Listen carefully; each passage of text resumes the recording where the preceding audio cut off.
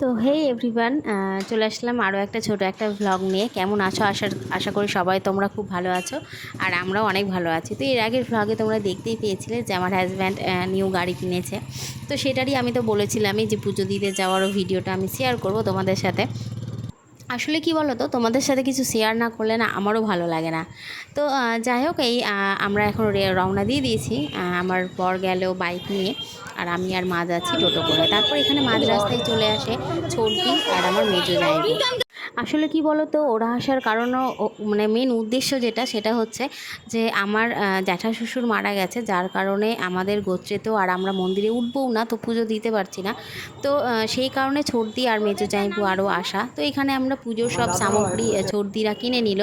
তারপর এইখানে মন্দিরে চলে এসেছে ছোটদিরা, আর এই দেখতে পাচ্ছ মায়ের মূর্তি। তো যাই হোক, ভীষণই খারাপ লাগছিল একটু যে মায়ের সামনে এই মন্দিরের বাইরে দাঁড়িয়ে অথচ মায়ের মন্দিরে উঠতে পারছি না। তো কিছু করার নেই, এটাই নিয়ম, আর সেই নিয়ম তো মেনে চলতেই হবে আমাদের। আর তারপরে যাই হোক, এখানে শুরু হয়ে গেছে। এখানে পুরোহিত মশাই এসেছেন পুজো দিতে। তো এই হচ্ছে আমাদের নতুন বাইক, যে মায়ের কাছে আমরা মনস্কামনার কাছে আমরা মন্দিরে পুজো দিতে গিয়েছিলাম। তো এখানে পুজোটা দিয়ে তারপর এখানে আমার হাজব্যান্ড নারকেল করে, মানে ফাটায়, যেটা করতে হবে। তো তোমরা তো সবাই জানোই যে মালদাতে মানে নতুন কিছু নিতে গেলে বেশিরভাগ মানুষই মা মনস্কামনায় পুজো দেয়। তো যাই হোক, পুজোটা মন থেকে দিতে পারলাম, মানে শান্তি ভরে ভক্তি ভরে আমরা দিতে পারলাম পুজোটা, কারণ মন্দিরে উঠতে পেলাম না। তো যাই হোক, খারাপ তো লাগছিলই। তো যাই হোক, এখানে ছোটদি আর মেজো জামাইবু এসে সব কিছু ওরা অ্যারেঞ্জমেন্ট করে, আর পুজোটা এখানে আমরা শেষে দিতে পারি। তো আমরা লেট করিনি, কারণ সামনেই তো পুজো, আর যার জন্য গাড়ি বেরোনো যাবে না। আর যদি বাই চান্স দরকার পড়ে এই গাড়িটা বার করার, যে কারণে পুজোটা অবশ্যই শিগগিরই দিয়ে নিলাম।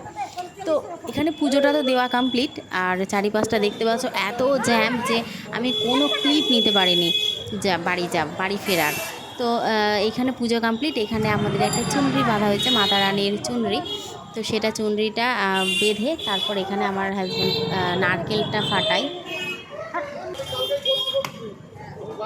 তো এই যে নারকেলটাও ফাটানো কমপ্লিট। এখানে নারকেলের জলটা পুরো গাড়িতে দিয়ে দিতে বলা হয়েছিল।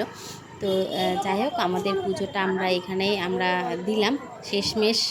তো গাইজ, এখন ভালো মতো হলো, বাড়ি ঢুকলাম। আর যেটা বলার জন্য আরোই মানে আসার সময়টা আমি কোনো ভিডিও ক্লিপ নিতেই পারিনি, কারণ এত ভিড়, এত জ্যাম রাস্তাঘাট।